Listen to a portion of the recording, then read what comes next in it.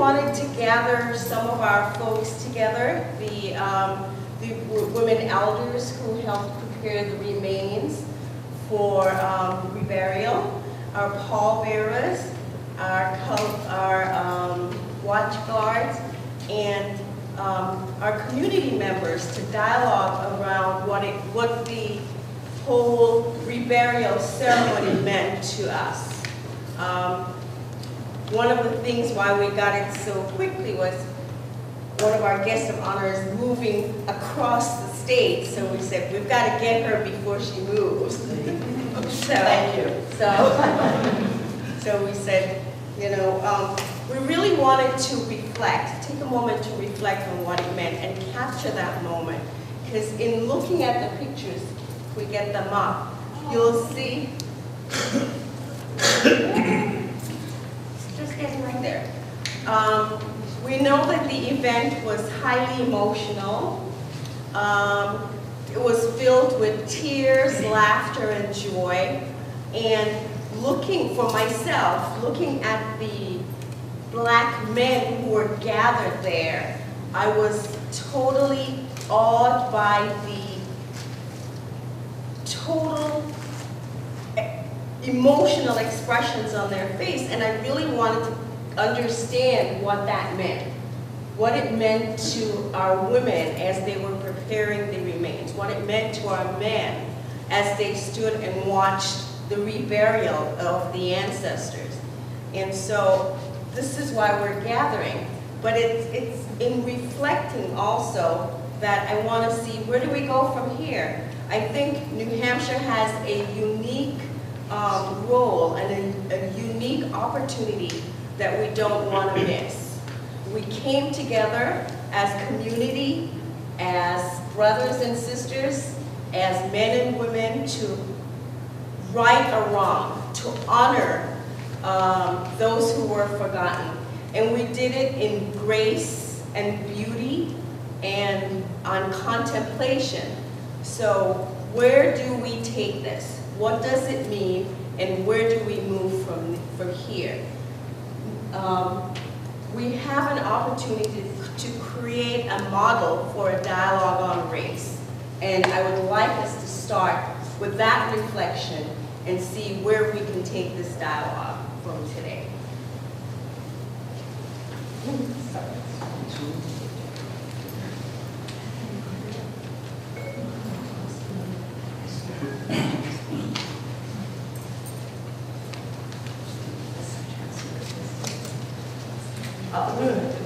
Okay.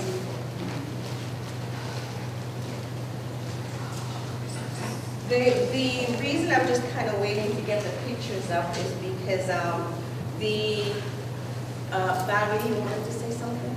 Well, I was just wondering if everybody here understands what we mean when we refer to the women elders preparing the remains.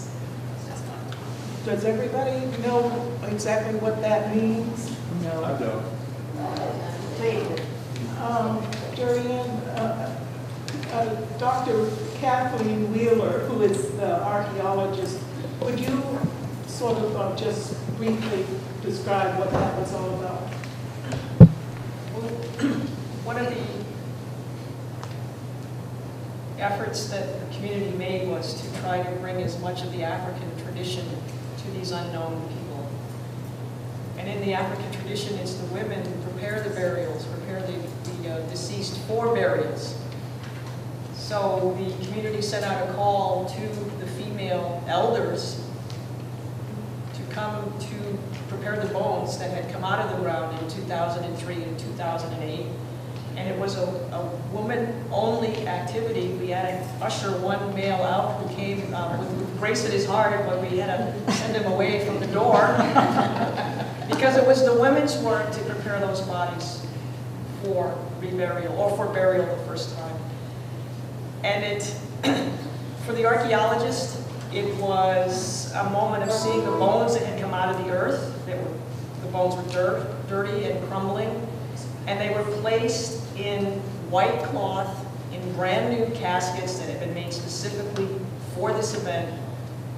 And there were gifts that were laid into the coffins as well to send those individuals back with some tokens of the love and appreciation for everything that they had done on their time on earth.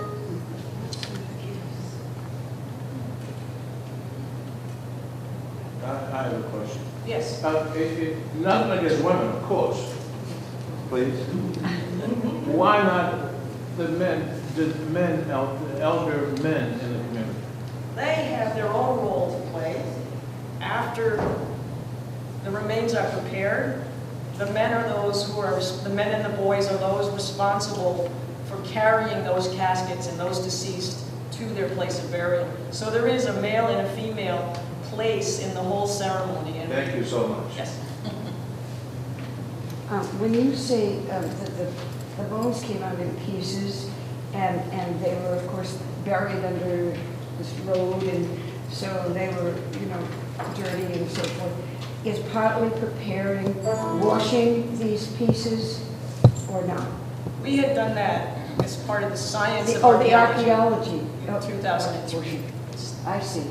Okay, thank you. Could you share with us what kind of gifts? I'm going to pass that along to my female elders, who were the ones, we guided the process, but they were the ones whose hands touched those bones and put them to rest. And they were the ones who put those gifts in. They were the ones who chose those gifts. So I think it's appropriate that they speak to that. Okay, thank you, Patrick. Before we do that, if we just kind of put it in the context, and then we'll talk, because they'll talk about the little, I want to get their feelings first and what it meant. So on the Wednesday before the reburial, a group of 22 women elders from the descendant community gathered to prepare the remains for reburial. And it was done in a very spiritual way. It was thoughtful, and for some reason it won't. Oh my gosh. Maybe it's out. All right. So the women, I wanted them to talk about what it meant for them to be part of this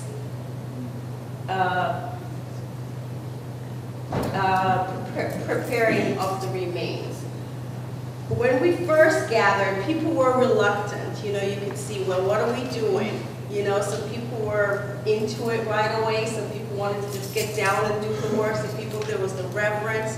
And then by the time we got to the end of the day, everybody was participating. Remember, Kathy?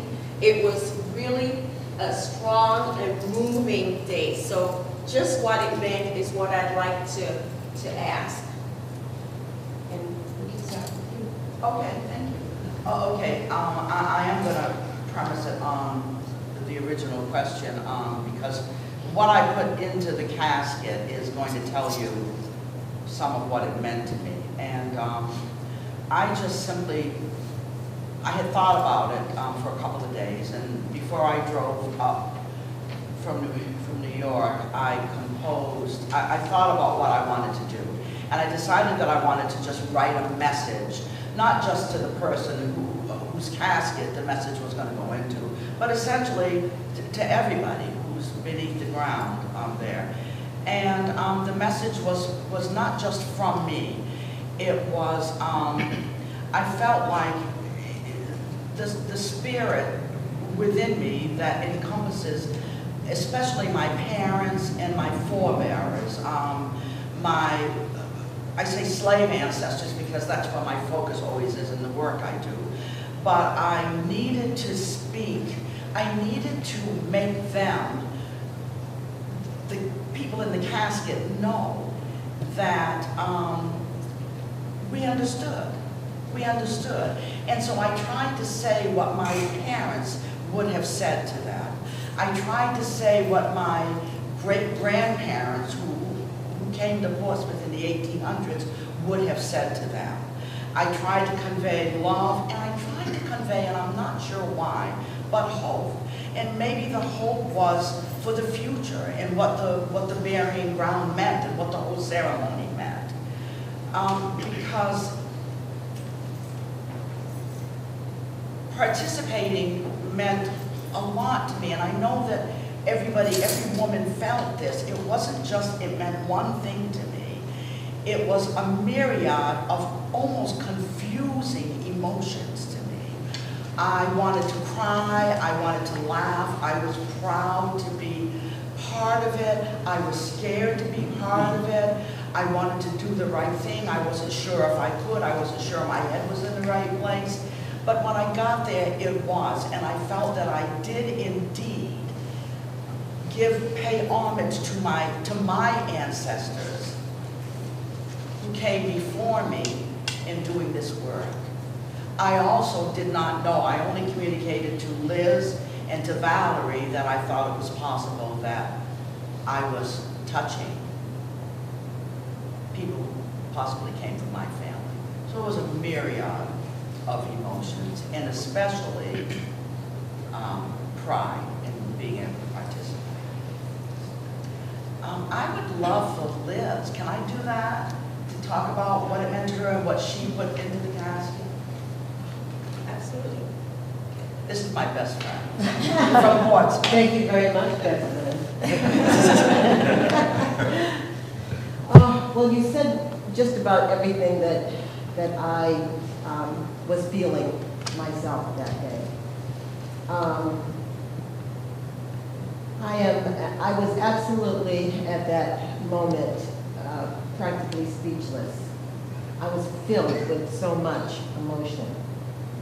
Prior to the ceremony, I really gave it some thought about what I wanted to put into the casket. And I thought about it, and I meditated about it, and I prayed about it a little bit, and something came to me that just was, it was one of those aha moments. And so what I found was, I love poetry, so it wasn't difficult for me to, when I decided it was going to be a poem, to think of one of my favorite poets, Nikki Giovanni. So I went online and got her poem, And Still I Rise. And that's what I had put into the casket. What I did was I blew it up and I laminated it, and at the very bottom of it I put in honor of those who, I forget the exact words, but in honor of those who died so that we would have the freedom that we have today, and I signed it, my name on it, so that I would be my family, who, I don't know whether or not my family, my father always used to say that we were free, issue free, which means that we were we were freed slaves. And so I don't know whether or not any of my people are down there or not, but the poem is down underneath the earth, and all of those wonderful words that Nikki Giovanni says in that poem, it just kind of spoke to my heart. No matter what you do to me, I can't think of the exact words, but no matter how you can talk about me with your bitter, twisted, ugly lies, and you can stomp on me, and you can be cruel to me, and you can do anything you want to do and you can be anything you want to me. But no matter what you do to me, and still I rise. And I think that's what happened with all of the work that was put in, to all of you who did so much. You rose them. You rose them that day.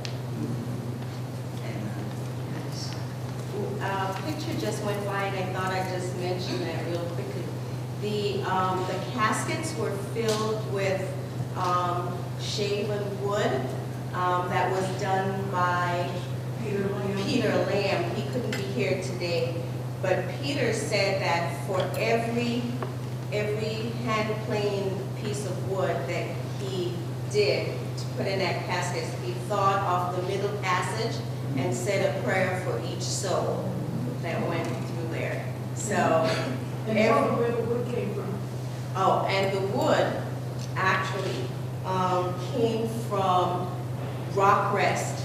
For those of you who don't know what Rock Rest is, it's a guest house that was owned by an African-American couple during the time of the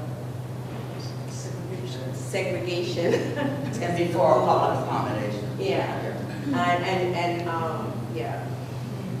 And so the timber that was from that house was probably, and we use the word probably because historians will get crazy if we said was, but at the time that the African burying ground was in use. So there was just a connection between the past and the present throughout the whole event. So ladies, if I can ask, we talk a lot about emotions and we talk a lot about, really trying to understand what it meant. If there were actually, there was a connection felt to these remains, whether it was ancestral or historical or just emotional. What does that mean for us? What does that mean as you were doing this work, as you were trying to honor these remains? Yeah. Well, first You of all, know, the reason I'm asking you, you had this look of just ecstasy at the end of the event, that I just had to ask. there were a lot of emotions, and I think you echoed a lot of things that most of us felt when we were there, and it's kind of hard to pick out pieces because it was so overwhelming. But the things that stood out, I had mixed emotions, and I did the sadness was there, the solemnity of it, and I was especially drawn to the archaeologist when she was instructing us on what we had to do, and her I felt what she does, she loves to do it because it was conveyed when she said, well, you have to be the last one to touch the remains. I can't touch that. We wanted representatives from the Black community. That my hand would be the last one to touch that remain that I was working with. And when I found out that one was a child, it was very overwhelming to me because I taught school for 30-some years, and I work with children. And what I thought of sharing was a poem that I had written, that I wrote, and for the occasion, beneath the surface. Well, where is it? We get to a place in life sometimes, even though we can't retrieve things the way we like to at times. And it's beneath the surface of life. And I wanted at the time to dedicate that when I read it at one of the events. I wanted it dedicated to this child that I had worked on. That was a thing that was overwhelming to me, but something that I could give to the community, a lasting thing. There was the music that we sang. There was as we prepared to get them ready for their final the reburial. All of those emotions came up within me as a person who had grown up in the segregated South and the abuses that were there. And it's hard for me to talk about it sometimes because I get too emotional, because life for me has been wonderful in many respects, but it's just the fact that at this time in my life that we're still fighting each other because of color of skin, because of our origin. So that the opportunity to be a part of the reburial and the preparation was, I felt a gift to me, a gift from Portsmouth to me, because they got it right. They got it right. And I just want to say this, and when I say they got it right, I didn't come up with this saying, but it's talk about a vision. And it says, vision without action is either a dream or a nightmare. Action without vision is just wasting time. And we've wasted a lot of time because we can't get it together as human beings. Because that's what we are first and foremost. We are human beings on this earth. And we can't get along. We can go to the moon, we can do all these things, all these wonderful, marvelous things, but we can't love each other and get along with each other and respect each other. So that was all of this whole experience was one of maybe some kind of validation that in life for people, for us as people, that maybe we can get it together. And we can have a vision that one day we will work together, be together as human beings on this earth, caring for each other, as we tenderly care for those remains at the church. When I touched the bones, I just had, you would have to have been there to feel it, the experience. When I saw this dust, we were back to dust, dust to dust. We were back there. And I just thank my God for giving me this time in my life to have experienced such a wonderful thing. Thank you. Were all of you who were the women caring for the bones given the authority to bring your own gifts to place there? And I've heard a couple of poems, one you wrote, one you chose, I think by Maya Angelou. I was going to say that, I made a mistake. Yeah. It's not Nikki Giovanni, it's Maya Angelou. Right. And were there other things that were placed, and were you given the authority to choose your own? Whatever you want. So what did you place in the casket? Were two artifacts that my daughter had brought from Nigeria. She spent time in Nigeria. And I thought of the song I'll Fly Away, and I thought of the book by Toni Morrison, and I cannot remember the name of it, but in the end, the protagonist or whoever flies away back to the old country. And so I put in the casket a small artifact from their native continent, not necessarily their native land, but their native continent. It was a very, very moving experience for me. My slave ancestors came from North Carolina, and I'm continuing to research the family.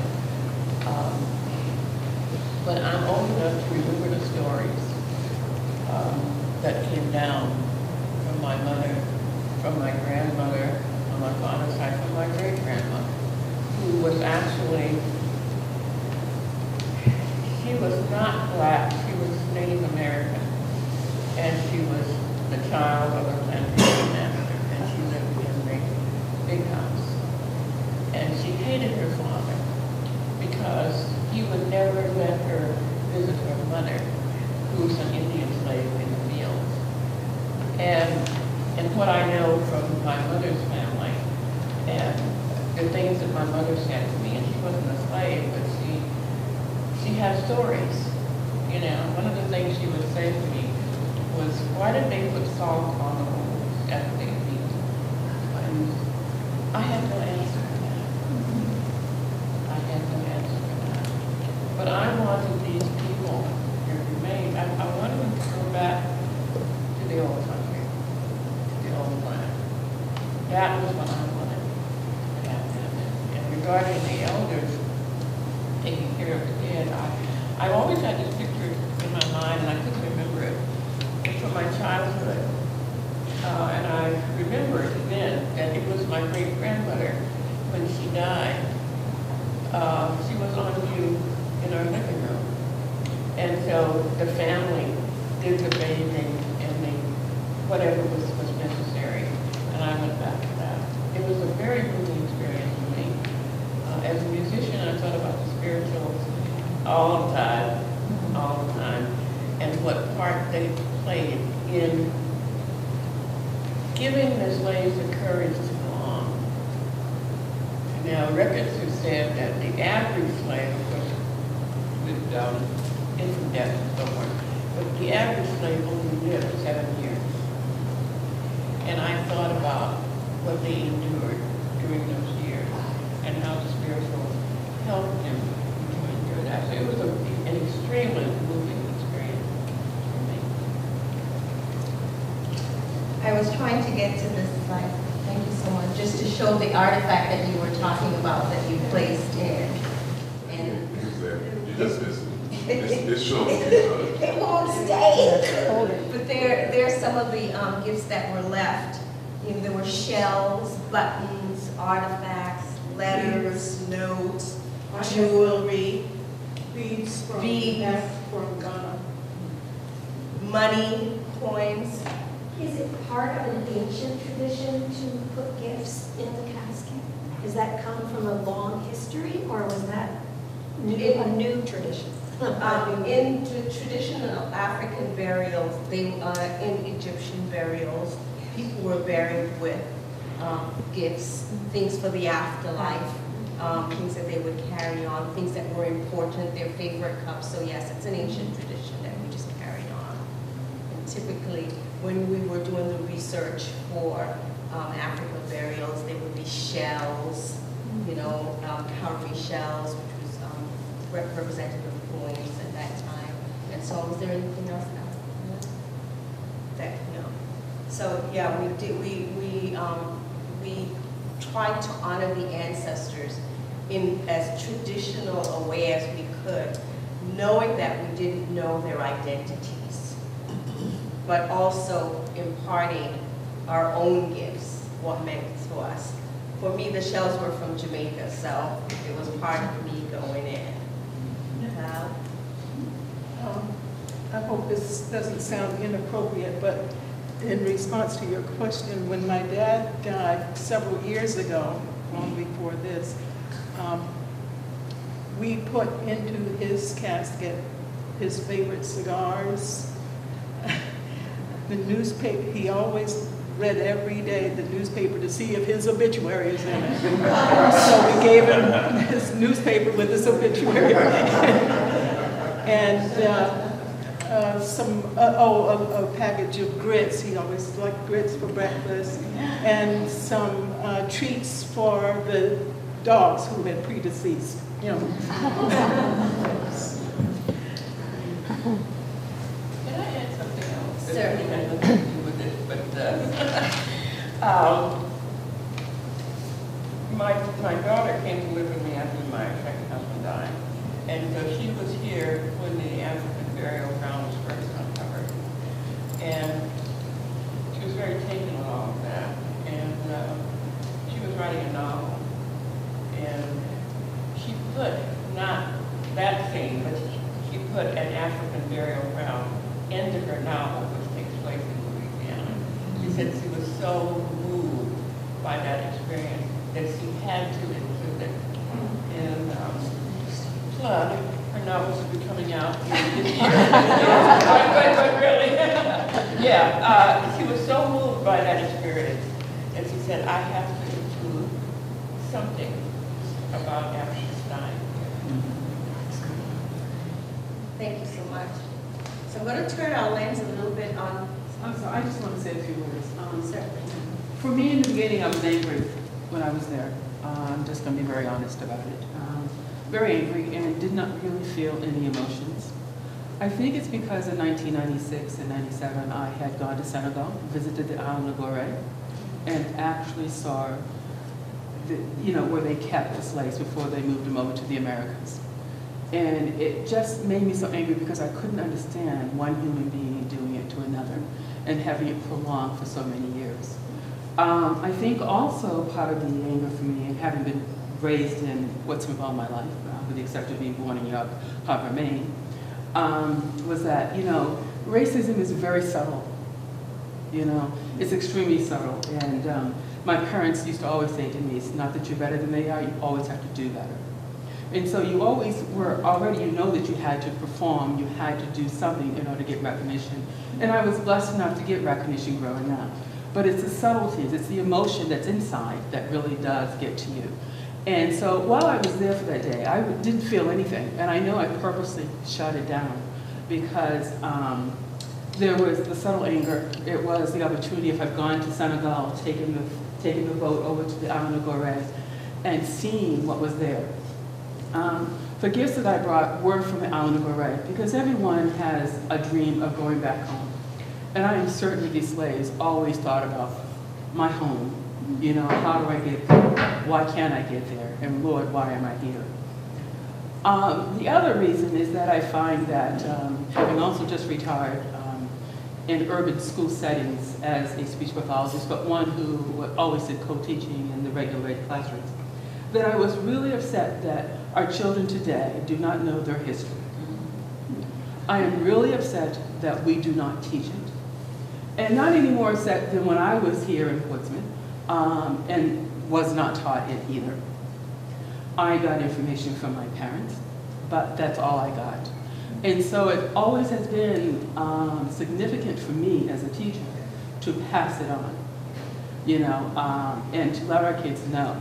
The other part is that I think we need to let everyone who's a person of color needs to know that we have all gone through this experience. Our ancestors have gone through slavery. I have worked in the urban setting with Haitian children, people who were from the islands, as were my parents, who think that it did not happen to them. And one of the favorite things I always said, oh, the slave boat stopped there too. You know, don't even think, you know, that you were not involved. Maybe it's not because we always focus on African-American slaves, but you need to know that there's slavery elsewhere. So I think in some ways there's anger, you know, and I think there will always be anger, to be quite honest with you, because there are a lot of people who did not have an opportunity to achieve their God-given gifts. But also in some ways I know there has to be forgiveness, you know, and that I pray that all of us, when we leave this world, will go on to a better place where we are all singing in the glory of God as brothers and sisters. Thank you so much. And I'm glad you brought up that notion of that emotion of anger, because I think it was also evident. There were some of the men who read the words of the writings that Ellen did, and there was quite a bit of anger in that and truth. And I'm not sure if anybody who did any of those readings want to express or heard the words from that want to express what that meant to them. Yeah, I'm Kevin Wade Mitchell. I did the sunrise service at New Hope Baptist Church, and I read the part of Ancestor number 7. It was kind of a bittersweet moment for me. It was kind of touching in a way, and it really stirred some emotions. Some of the things that our ancestors went through. For instance, in the piece, they took a baby from a woman, and nobody could do anything about it. I mean, the men had to stand there and just watch it happen. You know, because if you interfered, who knows, you could have got shot. You might have got beaten. Well, you can take a beating, but who knows, it might have been something worse. You might have got shot or something. So they wanted to help, but they were just powerless to actually say, hey, that's not right. Don't touch this baby. Do anything like that. So it kind of caused an anger emotion, and it kind of caused hurt feelings too, because you were powerless to intervene. To help on your own, or to help anybody who's snatching somebody's baby. And just the disgrace of the woman like jumping into the burial hole and say, you took my child, take my life. And for some smart aleck to throw a little dirt on, as a joke, throw some dirt, So it brought back a lot of emotions. It brought back anger, it brought some frustration, and actually the words really touched me, because that's a tough situation to be in, and and even the sentiment of the African burial ground. It's like like towards the end of the piece, it was like So, you know, so this is how you honor us, you know? I mean, you know, the place was desecrated from what they built houses over it. You know, the gas coming through the pipes, you know, probably some animal feces, whatever kind of stuff. That's all, you know, that's what they have to endure. So it's like, you know, I mean, how would the slaves, are they really proud that this moment happened? Or, you know, or is it kind of like, someone did it now, so, you know, so how does that help us? I mean, it helps us in the point of an educational aspect, you know, so people can learn about that life. So hopefully our children can learn about that. Like you said, they don't know the history. That's true. The history isn't taught in the schools. I mean, you hear about Dr. King and maybe Harry Tubman. Other than that, nobody else existed as far as the school books go. When I was in the fourth grade, I happened to know a lot about Black history because when I was in the fourth grade, I was in the library, and it was a book on Negro American history. So what I did, I checked the book out of the library, and that's how I learned about what our people had done. You know, like discoverers and, you know, the guy who came up with the design for the traffic light. You know, I mean, there's a lot of contributions that we make to society that goes unnoticed, and that people don't want to give us credit for. You know, so like I said, the words were very eloquent, written by Catherine, and it was really an emotional thing for me as an actor. Said so much. I mean, because I had to get into a character, you know, to try to come into that person's life, this man's life. And it was kind of a journey for me because it took me back to that time period. Whereas, of course, I didn't live in that time period, but I understood where he was coming from. I mean, I could see this happening. I could actually, while I was reading this piece, I could envision somebody just snatch this woman baby, and everybody just standing going like, you know, like this. I wish I could just see the anger on their faces, just through looks, you know. But it was like, what are you going to do? You know, and it's like back then, there's nothing you could do about it because fear of death. I mean, there could have been somebody that would have rifled. So, you know, somebody had intervened would have got shot on sight, and nobody would have done it. You know. We've got a couple of questions real quickly. Well, I'd like to state, my name is Stephanie Freeman. This burial was very significant because to me, it represented the idea that there were no slaves in New Hampshire or Black people in New Hampshire since I moved here. And the fact that they were revealed, it was to me a way to be redeemed. Because when you look at the construct, when you are not even viewed as a person, you're chattel slavery and you're less than a dog, and you come over here and you have the right because of the laws and the constructs that in the hierarchy that influenced the behavior where you could rape a woman and not be accountable. And then we have deadbeat dads today because that was a construct that a slave master could rape, have other kids, and not be accountable for the women. You see that today. So we have laws that still institutionalize this type of segregation, racism, and every idea, as you mentioned, is taken, are labeled and refurbished and repackaged to us. So we never have an identity in America. So one of the things that I have done, because I have always been told there's no Black people have never done anything. No, they were never in agriculture or forestry. I'm in forestry and agriculture.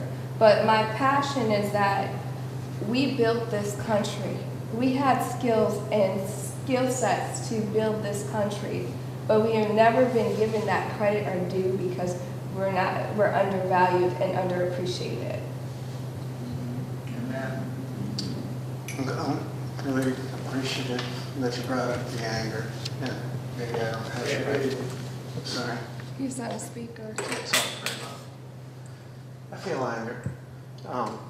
Still, when I walk by the ground. and I feel angry about what's happening right now in the world. And I don't know what to do with that. I was a teacher in Maine, and for half the year I did a civil rights unit.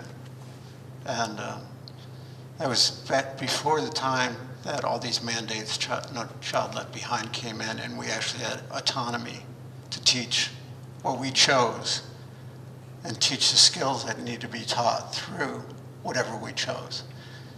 And to me, the civil rights movement is one of the most important parts of our history. And I got a lot of flack for teaching that. And I still don't know what to do when I do walk by and feel anger. And how are we going to go forward? And I'm just so glad that you brought that up. I wanted to say that I appreciate that. And I'm sure that, you know, maybe I don't have the right to be angry in the same way, but I share it. Yeah. Thank you so much. Let me just ask, just turn it a little bit over to our man, Paul Beers, here for a second. We're here a little bit about the anger and the helplessness that our ancestors felt and that we currently feel today. And that was one of the things that I was trying to put my finger on when I was looking at the picture of these 22 black men that surrounded the area. You know, there was this expression on their faces that, you know, that of unnameable stuff. And so I want to hear from you, man, what you felt, this helplessness. Did you feel the relief? Somebody told me, oh, we finally did it right. We were able to honor our own. That's what one person told me. But what did you feel? What was there? What came out for you from this event? Yeah. Let me say that I was commanded by this master of ceremony to come up here. I sat in the back for a little while. But my thought is this: we cannot stop telling the story. We got to keep telling the story. And I'm lucky to have been a pallbearer. But when I was carrying that casket, I felt helpless. It didn't bring in a hope to me that I was doing anything that was a carry-on from this terrible thing that happened here in Portsmouth. And I didn't prepare anything to talk about, but I do want to say that this event sparked in me a message that we can't stop telling the story, but we have to do something about it. Doing something about it will help us become more powerful. And one of those things, in my opinion, is to become involved in our local communities. I was in Manchester yesterday, and they have all kinds of signs up for the mayor and for aldermen. I see non-people of color in Nashua, in Manchester, and Portsmouth running for these local positions. That's where the power is. Those are the people, when you vote, that is so valuable. And we have not recognized that too much in this state. We've got to understand where the power is and keep telling the story and keep doing the things that we're doing. Everybody's doing something right. But if you don't get a hold of the power, you don't get some people sitting there and making decisions, we'll still be selling the same stories next 50 years. And I'm sort of not with that. And I would like to join any of you, wherever you're from, to help you get involved in politics, because I think that's where the money is. We have to follow the money. The last thing I'd like to say to you is, from Birmingham, Alabama, I used to go to those funerals in the living room where they brought the casket and the body into the two-room house.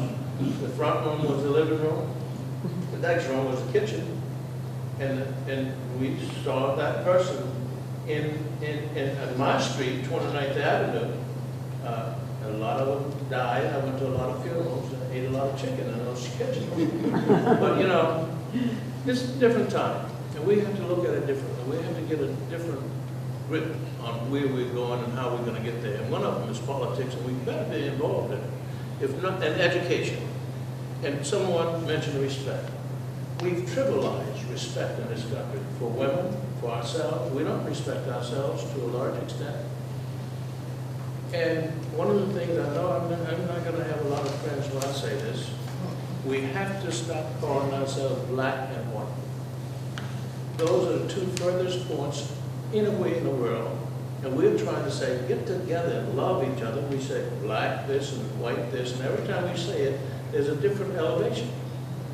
White in this country means, you know what it means, the best and good. Black means not so good in this country. And it became fashionable in 1966 when Stokely Carmichael was marching to Mississippi to get James Meredith admitted to the University Law School of Mississippi. And he accidentally said black was beautiful. Where I come from, I went to a colored school. I had a Negro homecoming queen. And who provided those schools? White people's money. Eleanor Roosevelt used to send money down to Benjamin Mays to offer scholarships to the guys at Morehouse. Did you know that?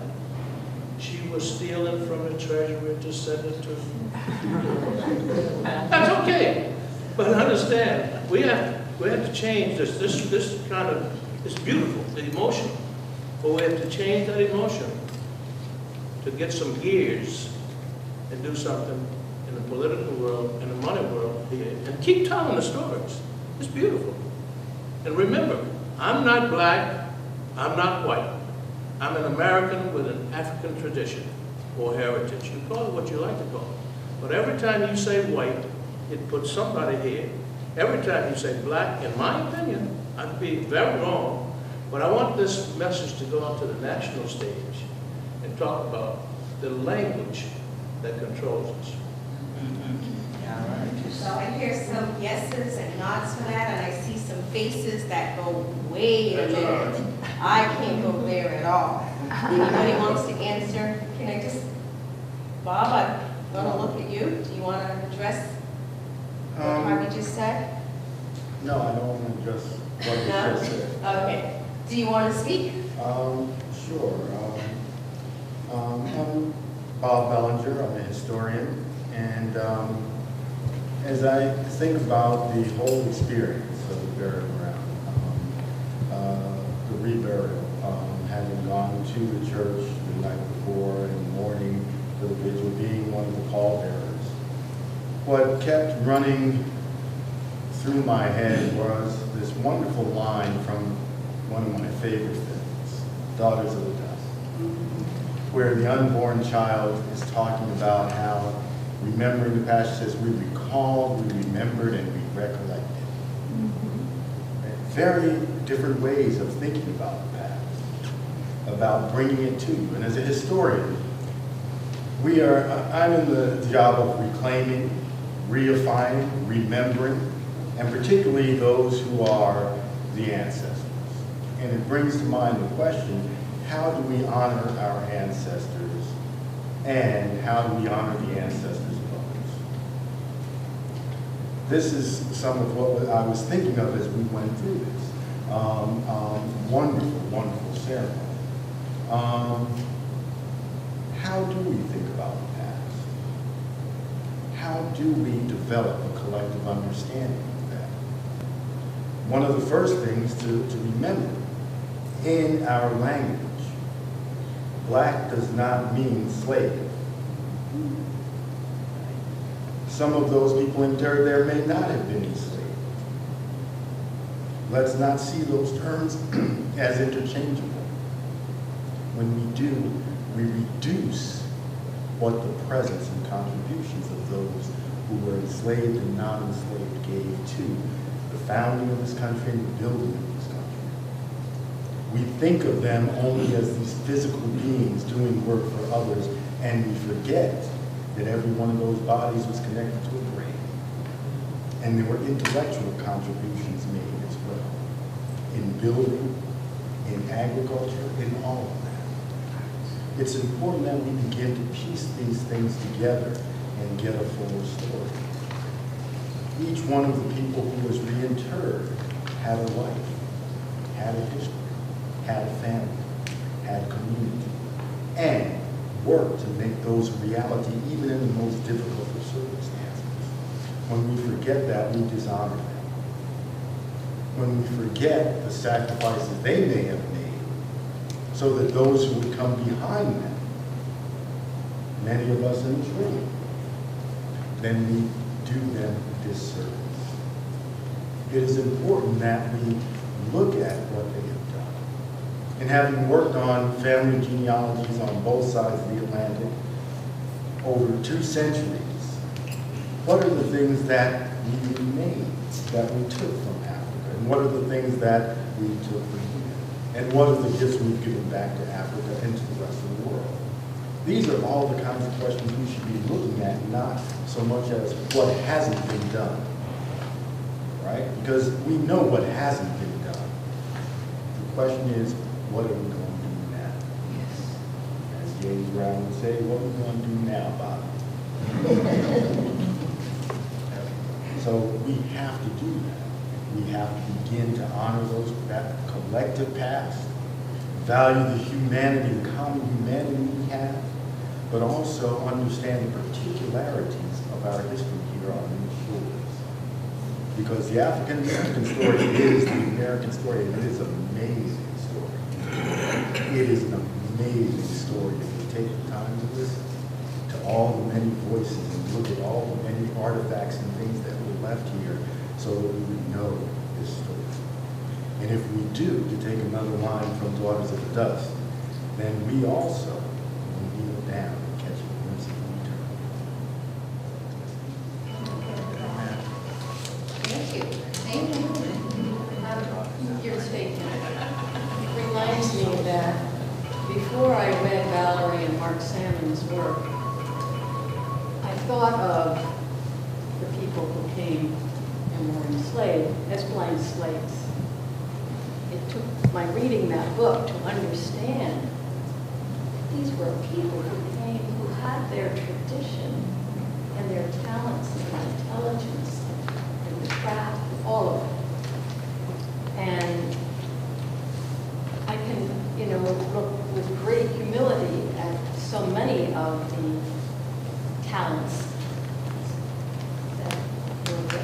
that your people, African people have, and recognize I don't have those kinds of talents. I could be thinking of music, art, and technology, and and all of the inventions that we did see have been the work of people with African heritage. So it is very humbling. And when you speak about the story, we must continue to tell the story. It certainly goes to education and what is going to show up, what I want my granddaughters to know in the real history. And it would seem also that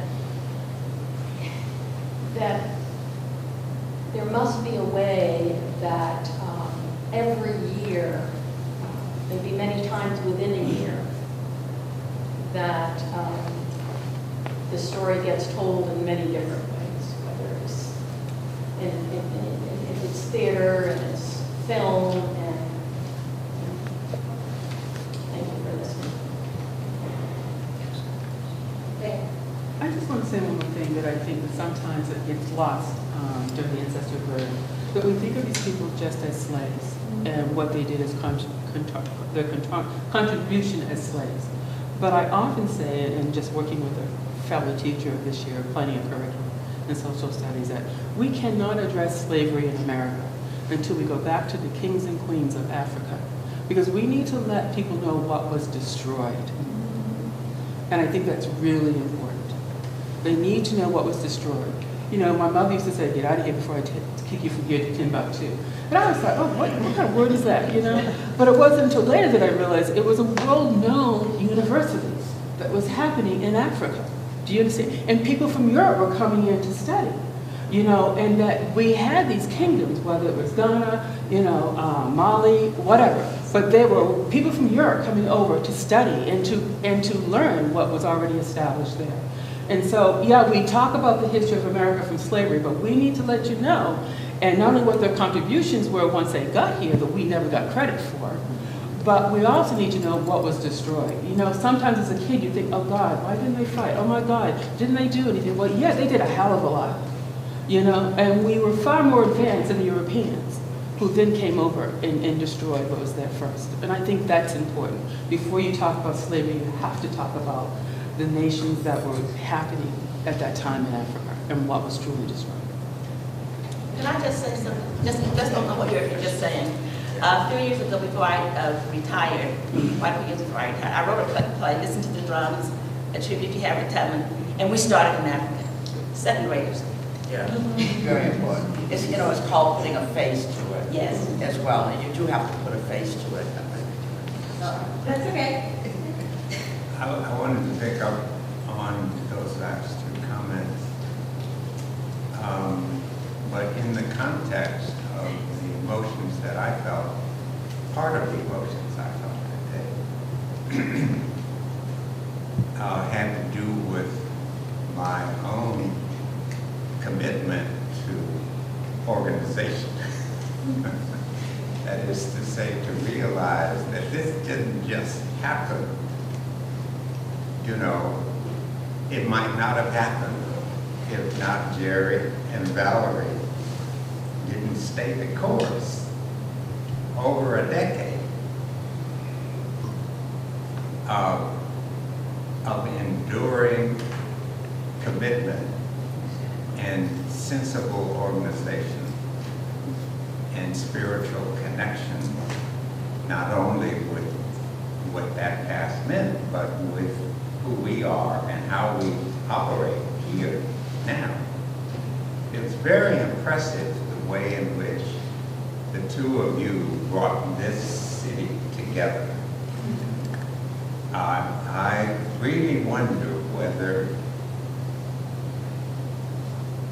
I guess maybe others have done it somewhere, but I sure am glad you did it here.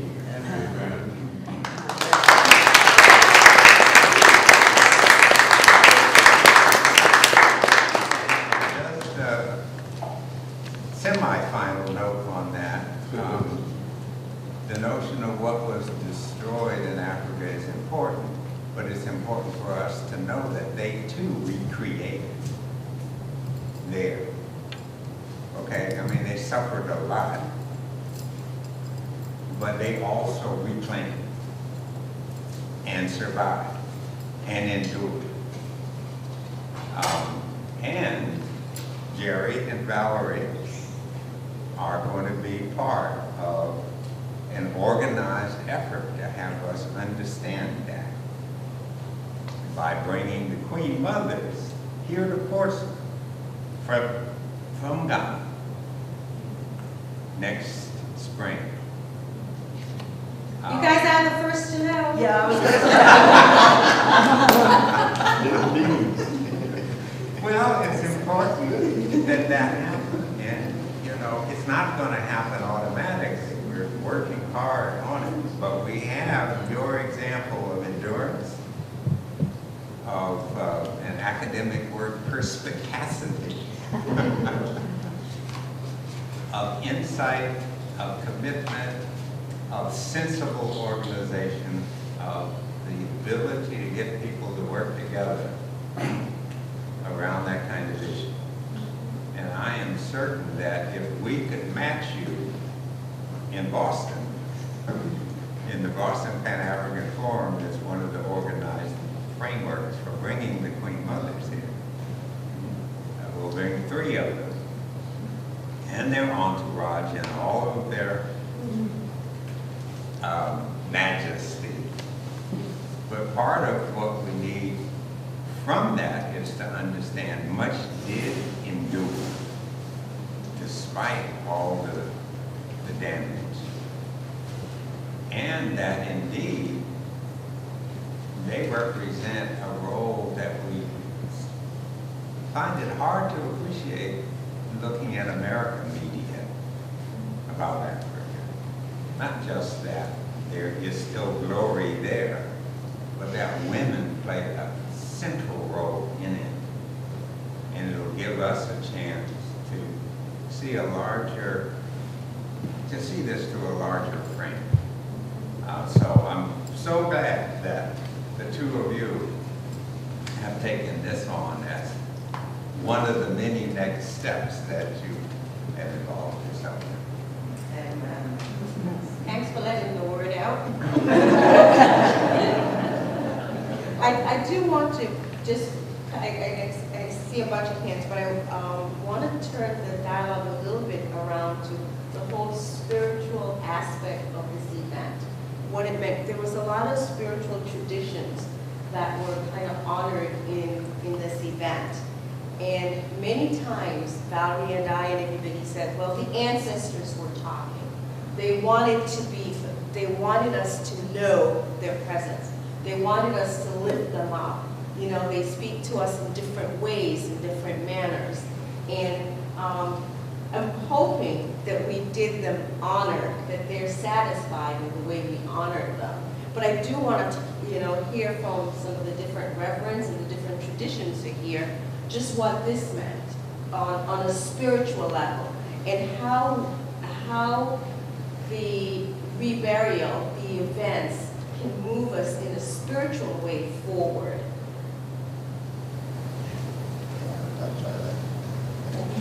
Hello, my name is Oscar Mokiman, and I'm originally from Nigeria, from the Igbo people of Nigeria. I like to say I'm an original Igbo man, with no apostrophe. So I remember when Valerie called me and told me that there was something going on Chestnut Street, that I should come as an African priest or medicine man, they call it. And I gathered divination tools, because when this stuff things happen back home, we start from divination, finding what does the spirit want, who is there, what do they want us to do. This is not the first time this kind of thing has happened back home. I remember a long time when we were children, there were many times when a certain family may not be doing well, and then we go back to divination and find out that those ancestors were not properly buried or honored. So the spirits will sort of create an awareness. And this awareness, I call it poking. They start poking the living to know that we're touching you, to know that you have forgotten us. And forgetting is what we do all the time. And then we have pain. And this pain is to remind us that we have forgotten something. And then it will help us to remember. Remembering are two kinds of remembering. There's the memory kind of remembering, and there's a realignment when you remember who you are, your body, mind, and soul. Remembering the chi, the God that created you, and the purpose sent you here. And then we perform ceremonies, rituals to honor those ancestors who were not properly buried. And things will change and shift. Remember, African people, I don't know if I said that, African people did not come from somewhere to conquer that land, to live there. They felt that they were created with the soil of that land. God made them with that soil. They lived, they died, they were buried. And generations keep coming out of the same soil. And it's the same thing with all African people. Though we move sometimes, most of us were moved away from that land into foreign land. And that brings me back to the story of Joseph. When Joseph was taken to the land of Egypt, God is always in control, he had plans. But when Joseph went to Egypt and forget who he was and what he's supposed to be doing there, then the children of Israel have forgotten everything. So our children who were brought into the foreign land of America and suffered, they endured delays for success. And And now they're saying to us, we're still here. We may have forgotten the journey and suffering and ability to endure delays and such. We now want you to remember.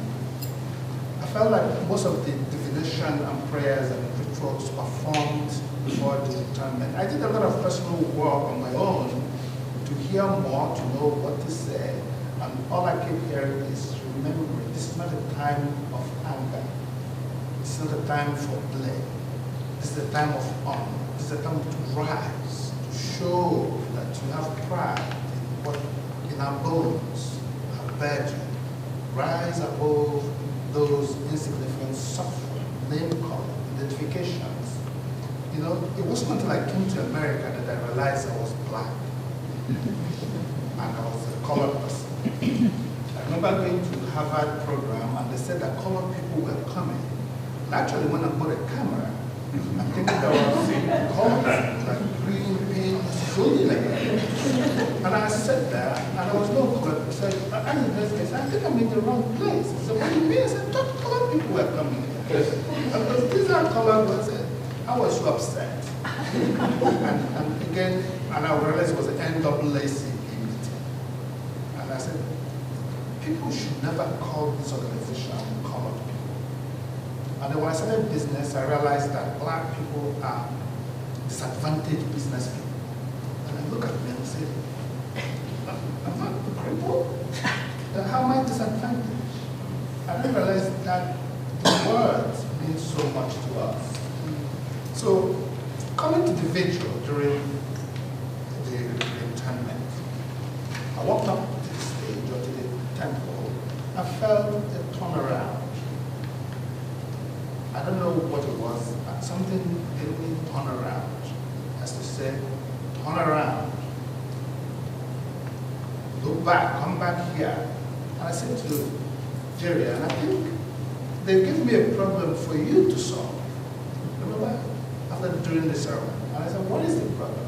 I think I'm being called to come back to Boston to find out a way to continue to honor these ancestors, to create a program of education, to enrich the community with understanding. There are African people here, or who may say they are African Americans.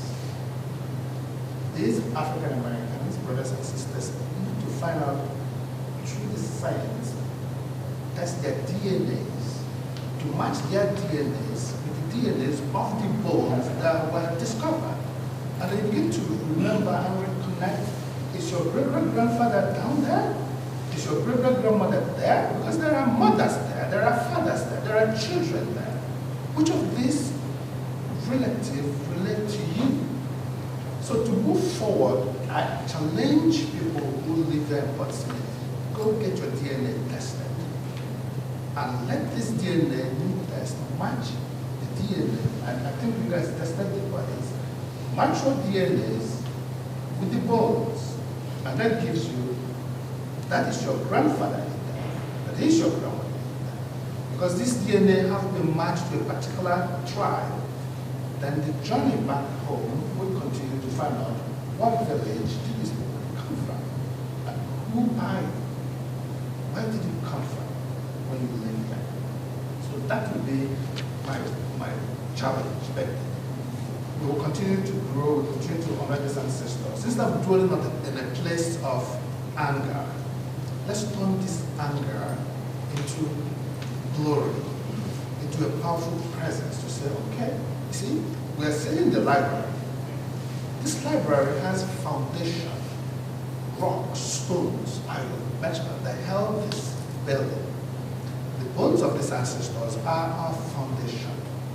They've suffered, but they give us strength. They bear us to be here today. So we should ride on their shoulders, on their pride, to bring glory to God's name, to benefit the work that they've done, and to carry on. We can't reach there through anger. And I think during the ceremony, I did not feel anger. I felt joy. I felt called to duty. I felt called to honor. Because in withdrawing and going back, we go nowhere. And as you said, it's time to teach our young men and women to stand firm stand in the authority to look towards leadership positions. We can't keep sitting back and talking is action. And too much talking. And these young people, the future belongs to you. When you begin to find yourself in leadership position in your various schools, you are advancing yourself to lead in this state of New Hampshire. And there will be a lot of mentoring, a lot of guidance, a lot of healing ceremonies that will be done to clear up all that anger and to rise above things that are much important in the place of glory. Like I said in the past, I'm bringing my museum to Portsmouth. I don't know where. It sounds all crazy, but I followed the calling. I felt that I was called to leave Igbo land, come to the United States. I came to Boston, and I kept going north. So people teased me and said, you're supposed to land in Portsmouth, but you went too far. You were driving too fast. And now it's time to go back and find out what are you supposed to be doing in Portsmouth. So I feel like they say it takes all of us.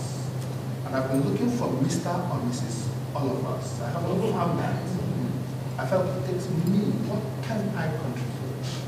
What do I gain from this experience of discovering of the own, consecrating the ground, retirement? What can I do to rise above the pain and suffering that our ancestors have done? So my challenge to all of us here is, how do you commit yourself? How can you rise above that? What can you do as a person to grow from that? Thank you. Thank you, Oscar. Thank you, Chief Oscar. So you talk a little bit about healing and the wounds of anger, pain, disappointment, the history of slavery here.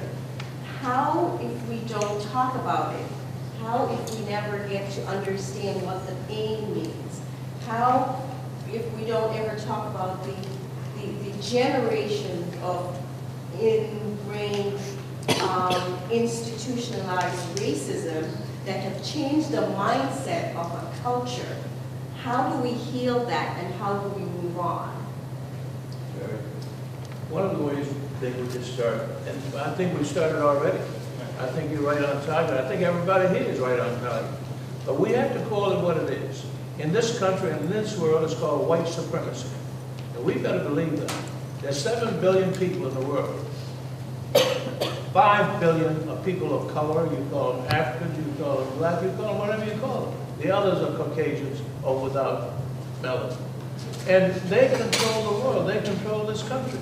And we call it, we slip our tongues, we do everything possible not to call it white supremacy. I came from Alabama. George Wallace said, what did he say? He said, segregation today, segregation now, and segregation forever. And also he said, he had reference to anybody who was not like him, disrupts our culture. You're not civilized. And we keep buying into this thing. We keep buying into it. And I'm old enough now to take a whipping, you know. So you don't like it, that's too bad. I'm going to tell you, it's called white supremacy. And you know it. That's what it is. And we don't say it. We call it racism. You whisper it almost. We whisper in public, calling each other by the name. We better change that. And I think we can by keep telling this marvelous story. And thank you again, Valerie and Jerry. Reverend Jeff, you wanted to say? One of the things that, my name is Reverend Jeff McKelway, I'm a pastor of North Star Anglican Church in Newark, New Hampshire, and I also am chaplain of Cumberland County Sheriff's Office in Portland, Maine. So much has been discussed, and you talk about healing. Healing is something that I love, to see people heal. White supremacy, I deal with white supremacists. At the facility that I'm at, there are over 500 inmates, a lot of federal inmates. I deal with white supremacists. I deal with all kinds of If you live in America, you deal with white supremacists. And one of the things that I see happening, and especially with people coming together Because what's happened here in Portsmouth, it's touched people in so many good ways. There's so much healing that has been done, and because I talk to a lot of people who have been blessed. They see what's gone on, it's touched their lives, they've become educated, they want to know more. I've got a bishop coming here to visit my little church at the end of the month because she wants to come to see the burial ground. There's an interest in what's happening here. There are good things that are coming out of this that are touching people's lives already. There's always ugliness in this world, and there's something about the arc of the universe does bend towards justice. There are sometimes things that happen that we cannot explain. There's good that comes out of the evil that happens in this world. And I've seen white supremacists turn their heads around and to the point where they come up and they're shaking Reverend Jeff's hand and thanking me for being presence in their life to turn them around. This is a great beginning. What's happened here, I think, is beyond what everybody realizes, how it's rippling out and touching people's hearts and minds. How things work is amazing. I've known Oscar for years. He's been in Portland. I bring people down, talk about education, and bring them down to see the African Museum, and many people will say, I didn't even know there was one, Now he's going to go to Portsmouth, and there won't be one. But every time I come to Portsmouth. So I am just, from a spiritual point, I think of my ancestors, I think of my family history. I was brought up in Maine. I remember talking to a Penobscot Indian one day, and we were having a discussion. He was asking me, how many generations does your family go back? And I can only go back maybe 3, 4, and that's about it. I said, how far does yours go back? He goes, forever. That was a concept that was like, wow, there's so much brokenness, and healing needs to be done. Healing is being done, and I just am so honored to be a part of this community and look forward to continuing this healing and this dialogue and making a difference, because you are making a difference, and that's what matters, making a difference. Sorry, comment, Karen. I'm going to stand up and say this. First of all, I'm going to put on my African American Studies hat. That's what I did in California at State University. Are you aware that there was slavery in every state in the Union even before they were states? Lincoln freed the slaves up to that line, a Missouri Compromise. He didn't free the slaves in California. He didn't free the slaves in Utah. He didn't in Montana. And every state in the Union had slaves. The next thing I want to say is that white supremacy is an issue. Is what? Is an issue. White supremacy is an issue. But not all whites are white supremacists. However, every white has white privilege. And that is something that I've been trying to work on. You could be the nicest person in the world, as all of you are, okay? But you benefit because you have white skin. And until you realize that and come to terms with it and work with other people who don't have your white skin privilege, things aren't going to change. Black people cannot change it by ourselves. We're not enough of a population. I don't care how brilliant we are. I don't care how smart we are, how good an athlete we are, anything. We're not enough of a population. We have to have help from like-minded whites who recognize that white privilege is wrong. Nina can go someplace and be treated one way. I'll be treated a different way. Caroline can go someplace, or we could go together, and they would still treat her differently from the way they treat me. Not every place, but that happens. And until white people understand that and are able to deal with it, things aren't going to change. the spiritual part for me was wonderful. It went back to the African tradition. I'm a cultural Christian, but I'm not a practicing Christian. I'm an atheist. But atheists are spiritual also. And the spirituality was just overwhelming. And it increased my own views about spirituality and all religions. Thank you so much. Okay, 1, 2, 3. Okay, my name is TJ Wheeler, and roughly when I was about somewhere between 18 and 20. You can't hear me? No. Oh, that's the first.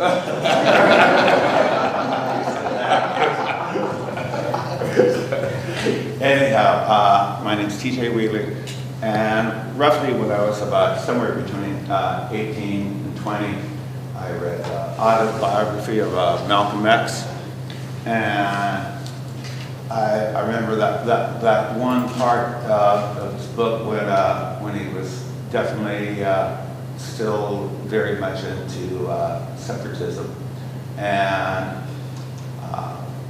he met a young white college girl, and she asked him passionately, "What can I do?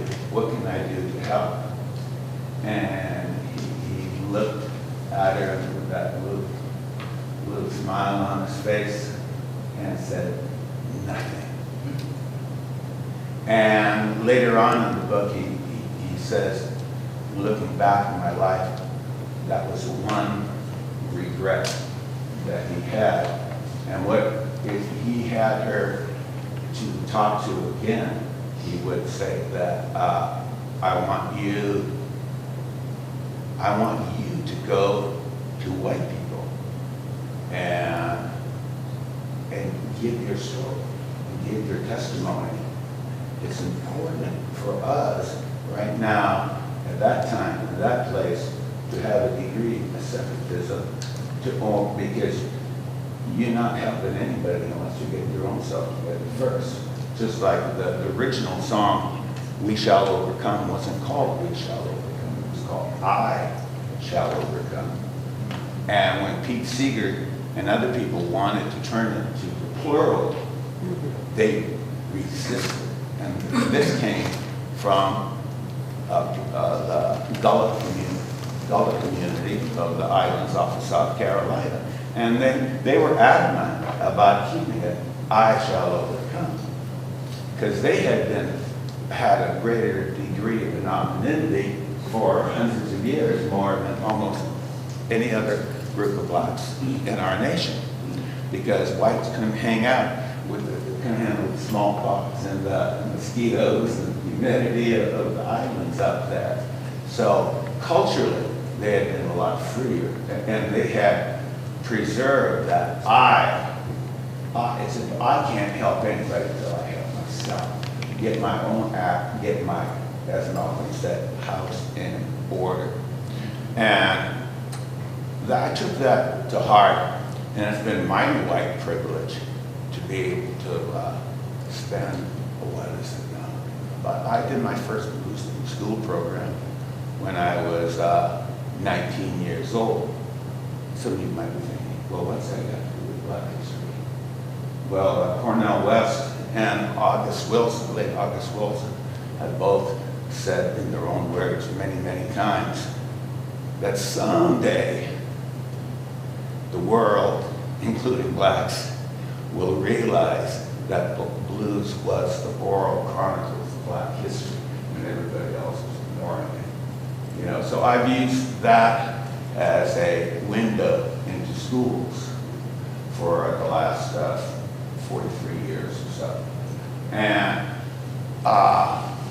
speaking of going back to Africa, I usually start in Africa. And one of the programs I had, especially about 8 years ago, 10 years ago or longer, when Hillary Clinton put out that book, It Takes a Village to Raise a Child, I seized upon that to show that how those values, with that concept inherent in all the values that stem around it, how they were institutionalized and broken systematically through slavery. That slavery wasn't about just physical slavery. That's where it differed than a lot of other forms of slavery that are around the world. It was adamantly important, especially down south, where the whites might be actually the minority. There might be hundreds or thousands or more blacks than there were whites. It was adamantly important to break the spirit, break the will, break the values down. And so that's where it would start. And then I'd slowly show over hundreds of years and how it's still happening. And for leadership, real leadership, for every Black Lives Rally in America, there should be representatives there that are doing voter registration drives simultaneously. You know, Edward Holder, and they showed that Ferguson wasn't just on this anniversary of Ferguson and Michael Brown's death, that we are some of us not celebrating, but recognizing this weekend, that on the further study of what was happening in Ferguson, it wasn't just about murdering and carte blanche power to assault blacks, but it was part of the institutionalized economic resource of that city. And that kind of got underplayed when on the news. It got recognized if you were listening. But meaning they targeted, it's part of the Michelle, it's clearly shown and read about and part of Michelle Alexander's The New Jim Crow, how they stop somebody, maybe they find a little bit of pot on them, they put them in the system, and then how once you get in the system, how that is the new Jim Crow, that is the new slavery, that is the imprisonment. It's a revolving door. And why it's a revolving door is too complicated to say, but if you haven't read The New Jim Crow by Michelle Alexander, you have not a clue about the real new Jim Crow and the challenges that are facing all of us. That's just my opinion. But like I said, a white privilege is me being able to go into schools. But speaking of Ferguson, I'll be very succinct, just 2 more minutes. Just last year, when I did some schools about 75 miles from Ferguson, I did a week-long residency for the 2nd year in a row. And that time, I was showing the students, and they were like 5th graders, you know, definitely old enough and mature enough to see this. I was showing them some PBS clips of the Freedom Riders and Bob Moses's wonderful thing where all whites and blacks came down from the north and tried to get the voter registration drive, right, of 1964. And I showed them clips. This is just from American Experience on PBS. And it was like a 60-second clip. And they showed police in riot gear beating protesters. And I just turned to the students and I said, does that remind you of anything? And they instantly were engaged. They said, yeah, that looks like what we've been seeing on TV for the last month. That's it. I have a brother in Ferguson. His parents, you know, wound up in jail or whatever. And as soon as I said the word Ferguson, the teacher walked out of the room.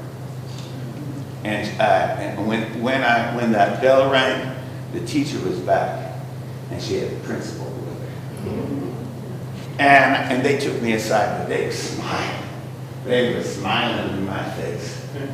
They were telling me what a great job I've been doing all week. But could we just have a word in private, please? And that word in private was, what are you talking about Ferguson for? You know, you upset one of the students who was traumatized by that, you know.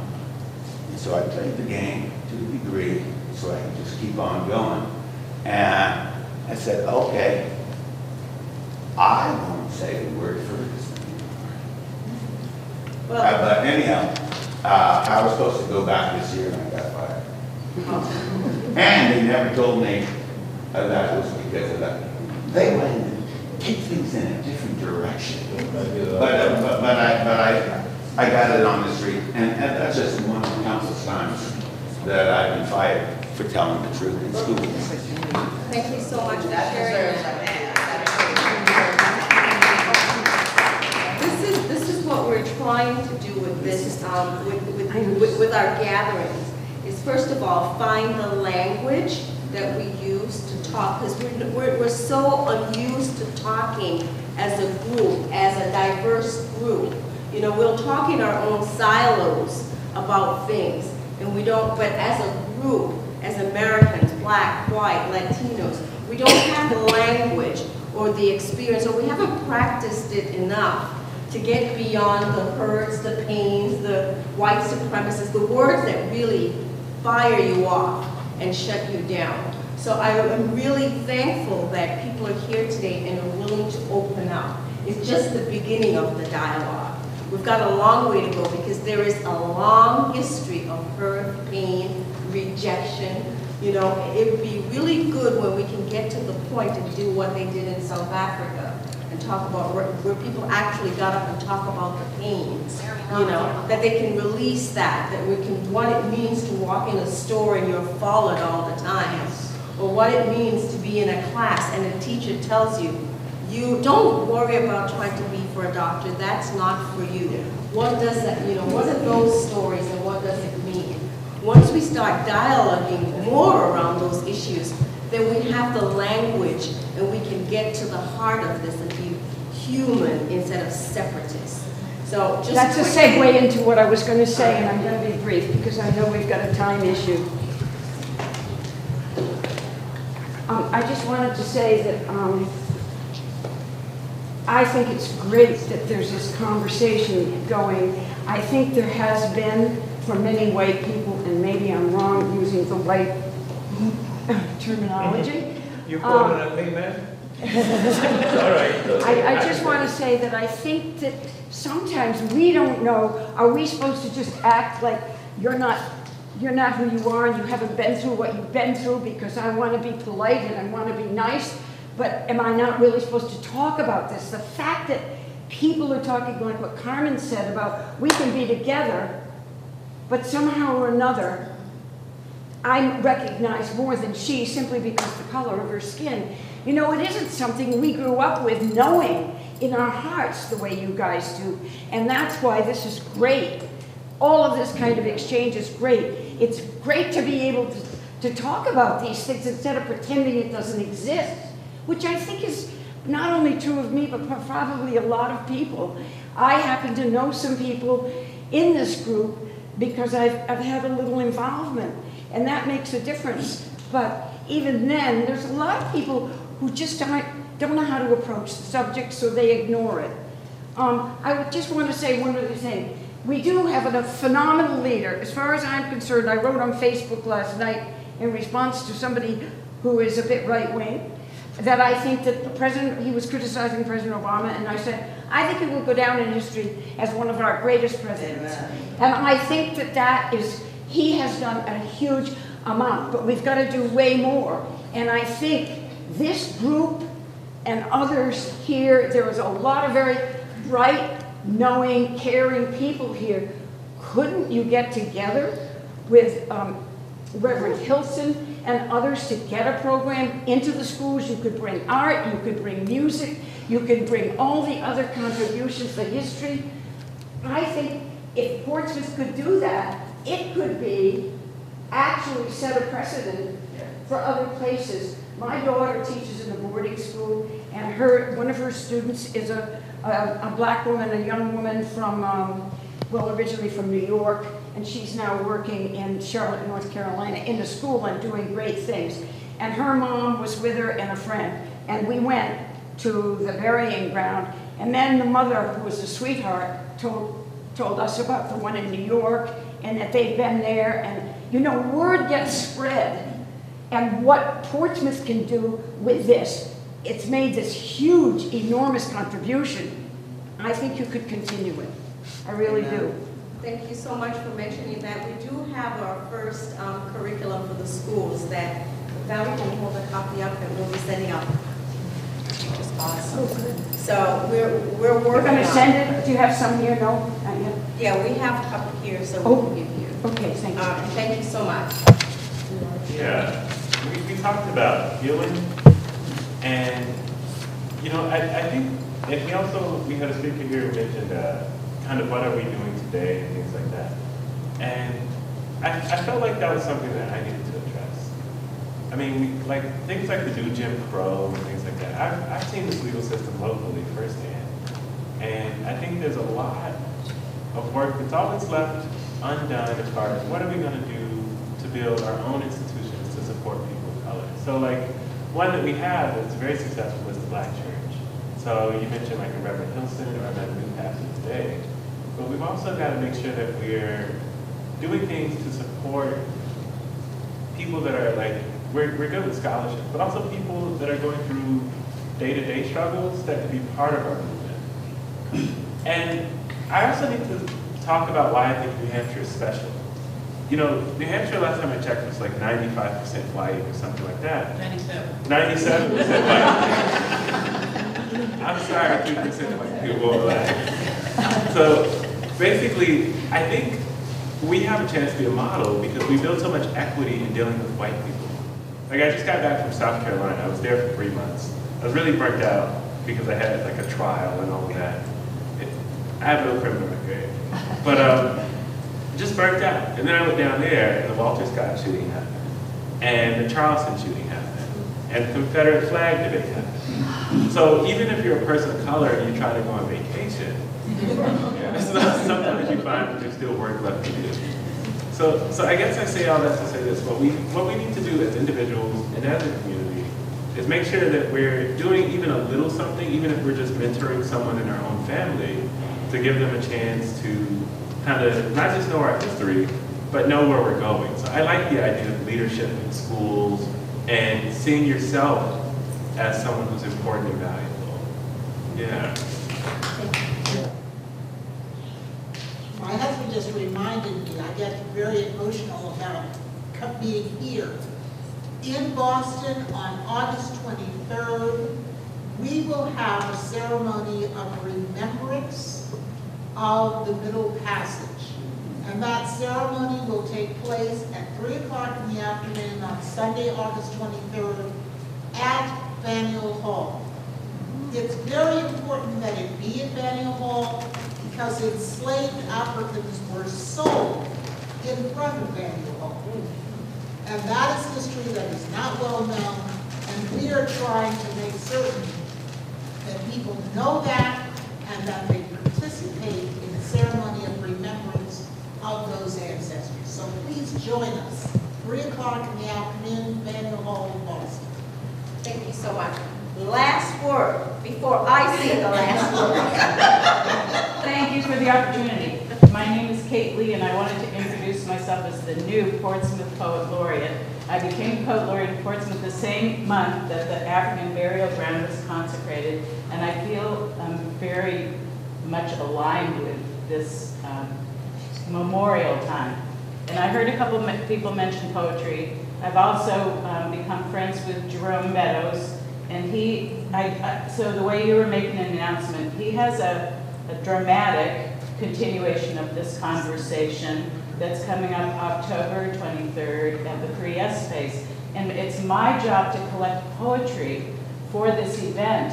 And I'm trying to put the word out to people who care about diversity and care about the African burial ground in particular to get their poetry to me. You will be able to work closely with Jerome Meadows if you are interested in this project at all. And come and see me if you have any interest in this, and especially the young people. I'm hoping over my 2 years Poet Laureate to be in the schools with this curriculum, so I'd love to talk to you about that. Thank you. Thank you so much. And in closing, thank you all for being here. And I just want to leave a charge to all of us, to us as individuals, to us as collective groups, to figure out, as Bob said, that we have this model. What exactly is this model? You know, what is this model? If you want to think about that, think of what you've seen, what this model is. What are we creating? How do we move forward? And I want you to think as individuals, how do I, and I'll use the I, honor this collective history? How do I step out my door and honor a collective American history? And how do I honor my individual history? We have a charge to be individuals that was said today. How, you know, if you don't know yourself, how are we going to know anybody else? So when we step out our doors, who are we and who do we represent? And what are we doing in our communities? So that's my charge to all of us. To model, what are we creating? Who are we collecting? How do we honor this collective history? And how do we honor our own individual history? Thank you all for coming, and we look forward to seeing you at our next conversation. We had a course going on.